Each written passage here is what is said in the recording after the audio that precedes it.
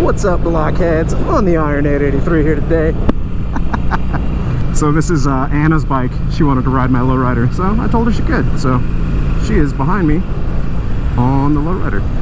Oh man, getting on a Sportster, an Iron again feels so strange. Freaking love this red though. Oh, that metallic, that flake to it. Ooh, it looks good. Anyways, as per normal with Sportsters, we gotta get some gas. So I'm gonna pull over here real quick and grab some gasolina, some 93 dead dynos, and carry on. We're headed to an event today called Flow Loco, and it's supposed to be pretty awesome.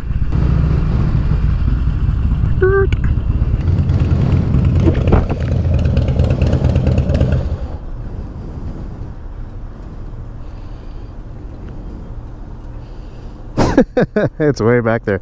You got to use your heel. Yeah, there you go. Yeah, right. Yeah, I'm like, hey, she wanted to ride it. I'm gonna get up real quick, and you're like, no, no.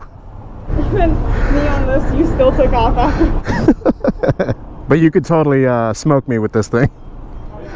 It's air cooled, but it has to be back. Yeah, that's right. Yeah, exactly. Nope, no more Dyna. Yeah, it's actually the very last of them. Yeah. Thanks, man.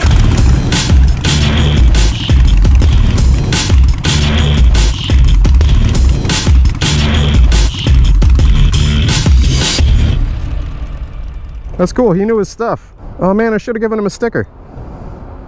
Damn. Wait, Mr. Audi. Oh, he's at a red light. I could still go up to him. It's too hot to do that. All right, y'all ready? All right, so I'll take it easy, you know.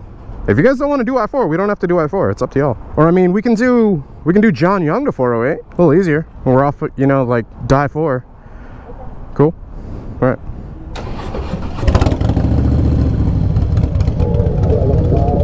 What's up?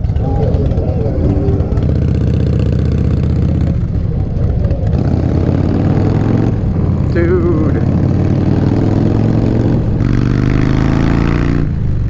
Alright, blockheads, so on the way to this Flow Loco place event thing. I don't know, apparently it's got like motocross, like BMX, skateboarding, all sorts of cool stuff. We're gonna get there, grab some food. So on the way there though, the episode, I'm sure that many of you guys have been expecting. Dude, it is so loud I can't hear myself think. These guys all blasting their radios. It'd be cool if they made something where they could all like link up their radios together and like everybody was playing the same song at once. That way it'd be like crazy loud, right? It's like instead of everybody playing a different song, everybody playing the same thing. That'd be awesome. I wonder if something like that exists. It'd be pretty neat. You'd have to have like a riding playlist that everybody agrees on. Anyways, yeah. Guess I'm posting up, letting you guys know that after much deliberation, much back and forth, much talking to a lot of people in the industry that work on bikes, modify bikes, you know, sell bikes, and even other moto vloggers. After much back and forth, I have decided to go ahead and sell my 2017 Dyna Lowrider S. Same as the last video when I was talking about this, I'm sure there's going to be a huge range of responses, and I know what they're going to be, and it's going to be anywhere from blockhead, you're dumb, how dare you get rid of a 2-year production amazing badass bike, to awesome, do what you want, you know, look forward to seeing the new bike and the new videos.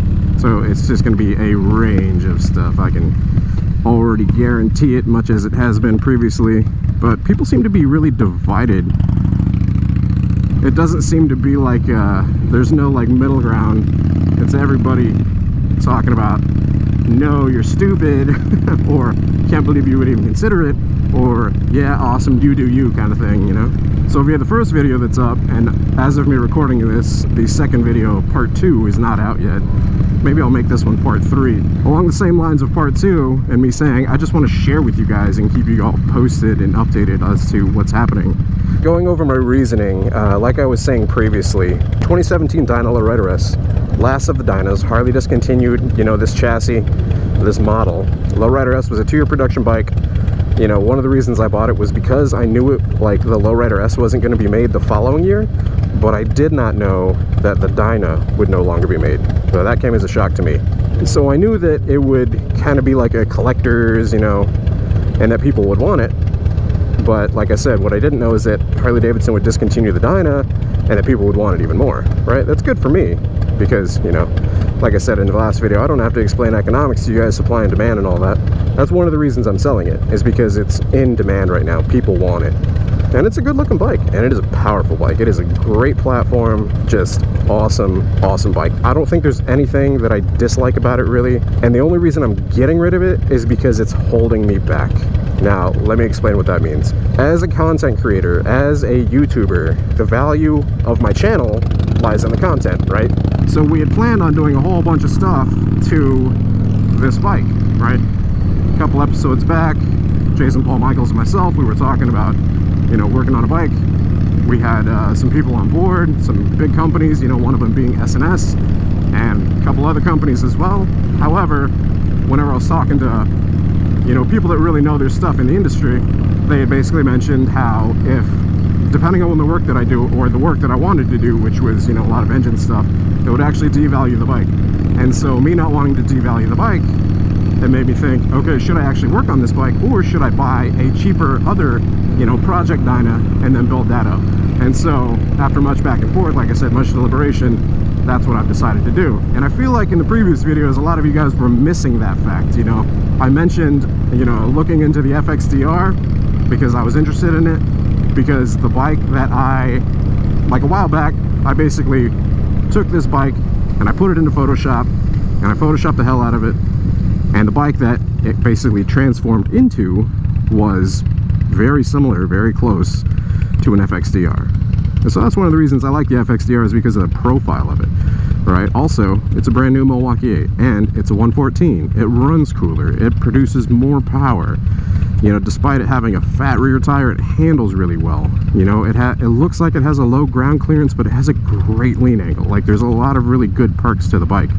Granted, a lot of people say, oh, it's hideous, oh, it's voracious, oh, it's whatever. I don't care. I don't, like, those are opinions. Like Miss Blockhead said in one of the previous episodes, there's an ass for every seat, right? So they wouldn't have made it if it wouldn't appeal to some people. And based on polls that I put up, not sure if you guys have seen those, but I put up a poll on Facebook, I put up a poll on Instagram, basically saying that people seem to be very divided on the FXDR. You know, what do you guys like it, or do you dislike it? It's like 75 to 80% of people, 75 to 80% of people said that they liked it. So despite a lot of the hate coming through, especially in my comment section about the bike, a majority of people out there do seem to approve of it. You know, like I said, a majority as in like 75 to 80%, which is pretty good. Now, like I said, I had this rendering that I made, took this bike into Photoshop, and the rendering that I came out with, like I said, was very similar to what the FXDR is right now. So if I were to work on this bike and try to get it to FXDR, which it never will be, it would drop the value of the bike. So instead of doing that, my thought is, and this isn't even, the FXDR isn't my main focus. My main focus is working on a Dyna. That's the big thing here, and I think that's the thing that a majority of you guys need to focus on. However, when I'm working on a Dyna, I need another bike as well, like, you know, to ride, to be the bike that's not going to be stuck on the lift, you know, with the engine torn apart for, you know, weeks to months. While I'm working on the Dyna, that I'm just gonna, you know, find one out there for cheap on Craigslist, you know, buy it used and build it up. So the other bike that I have is a Grom. Well, the Grom can't be my primary, right? Dude, that looks super sketch. Is that like a bungee holding that shit down? I do not want to be behind you. Well, we're getting out from behind you here pretty soon anyway, so yeah, like the Grom can't be my primary bike. And then, I don't know if you guys have ever heard the term, like, for cars. I used to work on cars, and they always tell you, like, don't make your project car your primary car, because if something goes wrong with it, it's down and you don't have a vehicle, right? So that's how it is with bikes, right? So I need a reputable, reliable bike that isn't going to have the engine torn down for weeks to months.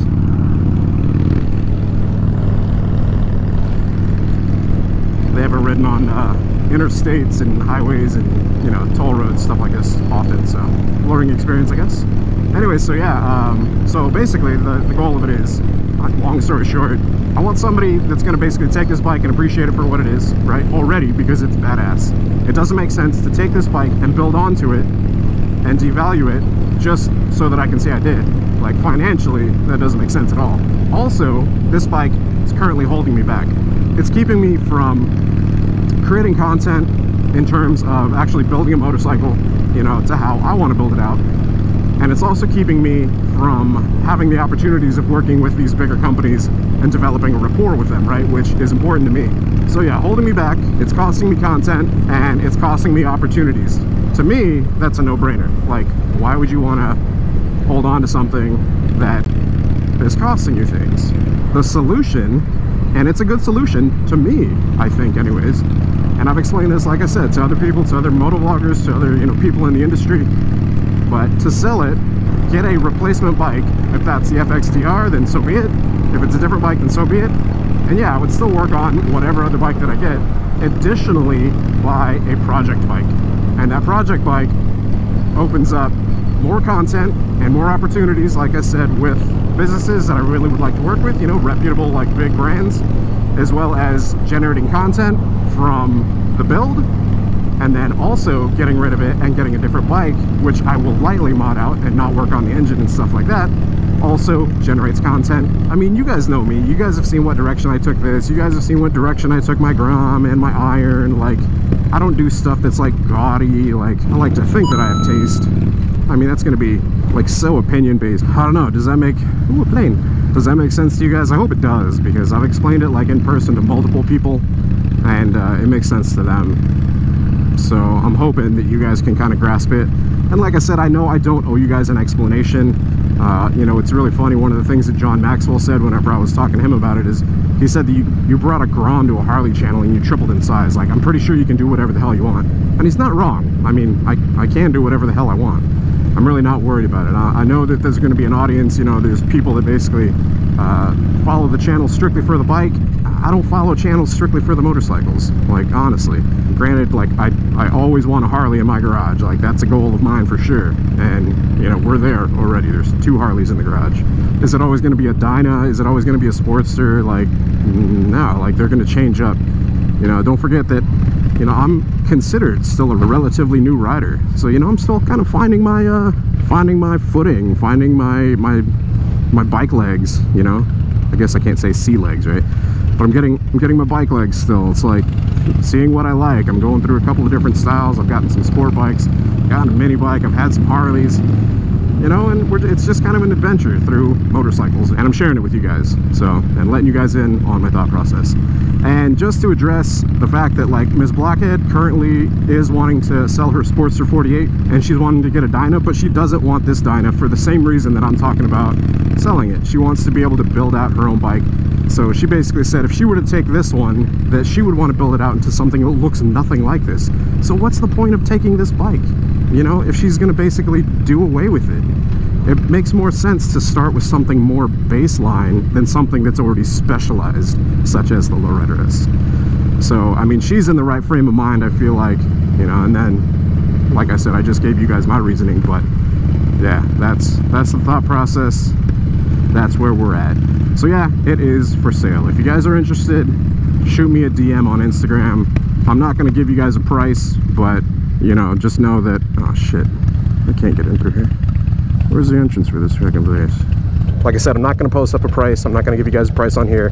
But if you are interested, feel free to message me an offer. I am going to post it up probably like on Cycle Trader and Craigslist and all that stuff. Might even talk to Harley to see if we can do like a consignment kind of thing. But we'll see. But yeah, if you guys are interested, shoot me an email. Email address is down in the description below, or shoot me a DM on Instagram. And then, if you guys, like I said, if you guys are interested, serious offers only. I'm dead serious. If you guys are playing around, I'm going to delete your stuff. Yeah, if you guys are contacting me, trying to play around, offering me like, you know, $3 or wanting to trade me like a Sportster or some stupid shit like that, like, just know that your message is going to get deleted and I'm not going to respond to it. Road closed.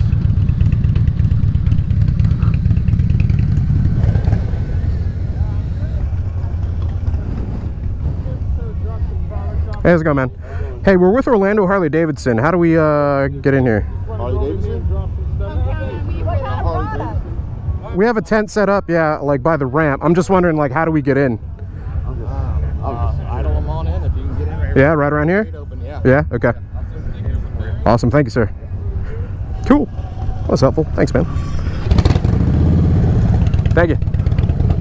Anyways, yeah, that's the episode, guys. Drop your thoughts down in the comments below. Let me know what you think. If you guys enjoyed the episode, hit the like. If you guys aren't subscribed already, hit the subscribe. Hit that bell icon as well, so so it sends you notifications of future uploads. Until next time, you guys ride safe, stay vigilant. Catch you guys later. Deuces.